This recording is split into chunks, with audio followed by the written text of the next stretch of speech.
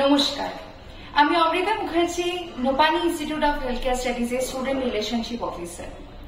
আজ তোমাদের এই ছোট্ট ভিডিওটার মাধ্যমে আমি জেনপাস ইউজি পরীক্ষা সম্বন্ধে কিছু গুরুত্বপূর্ণ তথ্য দেব।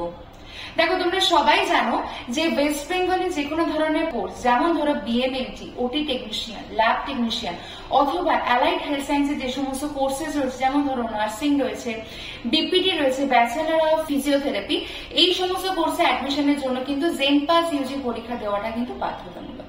তো তোমাদেরকে আমি প্রথমেই বলে রাখি, এই পরীক্ষাটা হচ্ছে এই বছর 30শে জুন, মানে রবিবার। তো এই পরীক্ষাটার জন্য প্রথমত প্রতিটা স্টুডেন্টকে ওয়েস্ট বেঙ্গল জয়েন্ট এন্ট্রান্স এক্সামিনেশনের যে ওয়েবসাইট রয়েছে সেখানে গিয়ে তোমাদের নাম এনরোল করতে হবে এবং তারপর করতে হবে তোমাদের ফর্ম ফিল আপ।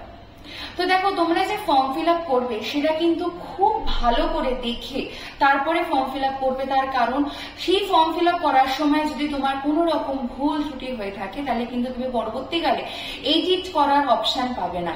তাই তোমাদের কাছে আমার আরেকবার রিকোয়েস্ট, ফর্ম ফিল আপ করার আগে জিনিসটা ভালো করে দেখে তারপর ফর্ম ফিল আপ করবে। এবার অনেক স্টুডেন্টই আমাকে জিজ্ঞাসা করে যে ম্যাম, এই যে পরীক্ষাটা রয়েছে সেটা কি টাইপের পরীক্ষা হয়, কত মার্কসের পরীক্ষা হয়, বা সেটাতে কি কি সাবজেক্টস রয়েছে। দেখো, জেনপাস যে পরীক্ষাটা হচ্ছে সেটা মূলত দুটো পেপারে হয়। একটা হয় হচ্ছে পেপার 1 আর একটা হয় হচ্ছে পেপার 2, কিন্তু দুটো পেপারে কিন্তু সেম দিনে হয়। পেপার 1টা হচ্ছে যে কোনো ধরনের প্যারামেডিক্যাল অথবা অ্যালাইড হেলথ সায়েন্সের কোর্সেস এর জন্য, সেটা হচ্ছে বিএইচএ বাদে। মানে পেপার 1 তুমি সমস্ত কোর্সেস এর জন্য তুমি সেই ফর্ম ফিল আপটা করতে পারবে, বিএইচ এর জন্য নয়। তুমি যদি ব্যাচেলার অফ হসপিটাল অ্যাডমিনিস্ট্রেশনের জন্য তুমি যদি ফর্ম ফিল আপ করতে চাও তাহলে তোমাকে করতে হবে পেপার 2। এবার আমি কথা বলছি পেপার 1, তার কারণ ম্যাক্সিমাম স্টুডেন্টরাই ফিল আপ করে হচ্ছে পেপার 1।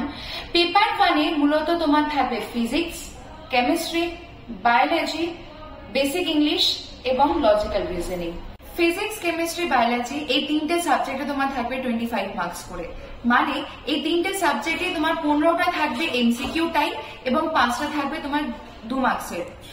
আর বেসিক ইংলিশ আর লজিক্যাল রিজনিং যে দুটো সাবজেক্ট রয়েছে সেখানে 20 মার্কসই থাকবে। 20 মার্কস থাকবে হচ্ছে তোমার টোটালি এমসিকিউ। মানে টোটাল হচ্ছে তোমার 115 মার্কস এবং টোটাল তুমি সময় পাবে 90 মিনিট, মানে 1.5 ঘন্টা। 1.5 ঘন্টার মধ্যে তোমাকে পুরো পেপার কমপ্লিট করতে হবে। এবার আমি আসি নেগেটিভ মার্কিং এ। দেখো, নেগেটিভ মার্কিং বলতে তোমার শুধুমাত্র এমসিকিউ তে নেগেটিভ মার্কিং হয়। তুমি যদি একটা অ্যান্সার তুমি যদি ভুল করো তাহলে সেক্ষেত্রে তোমার 0.25 মার্কস তোমার কাটা হবে। মানে তুমি যদি 4টে অ্যান্সার তুমি ভুল করো তাহলে সেক্ষেত্রে তোমার 1 মার্কস কাটা হবে।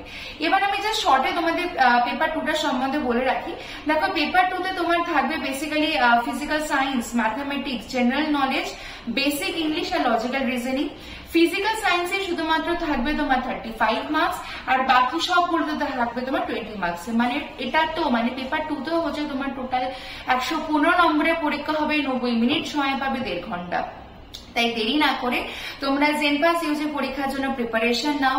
ক্লাস 11-12 এর সমস্ত বই দেখো, সিলেবাস দেখো, করো, এবং যদি কোনো প্রয়োজন হয় আমি সবসময় তোমাদের পাশে রয়েছি। ধন্যবাদ।